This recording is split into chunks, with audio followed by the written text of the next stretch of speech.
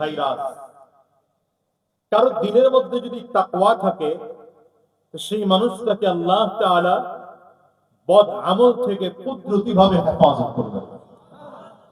যেমন দেখবেন যারা কম্পিউটার চালায়, এরা কম্পিউটারের মধ্যে একটা অ্যান্টিভাইরাস ইনস্টল করে রাখে। দেখছেন না? দেখেন নাই? বুঝেন না? রাখে যারা কম্পিউটার চালায়।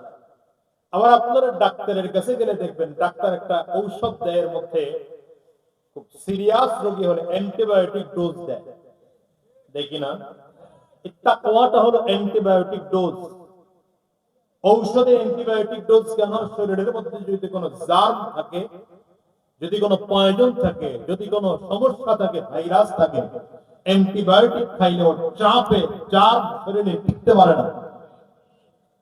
ঠিক অ্যান্টিভাইরাস যদি কোনো কম্পিউটারের মধ্যে থাকে, সে কম্পিউটারকে কোনোদিন ভাইরাস অ্যাটাক করতে পারে না। কোন মানুষের মধ্যে যদি তাকওয়া থাকে, সে মানুষটাকে গুনাহ নামের ভাইরাস অ্যাটাক করতে পারে না। এজন্য আল্লাহ পাকের কাছে সম্মানের মাপকাঠি কি বলেন?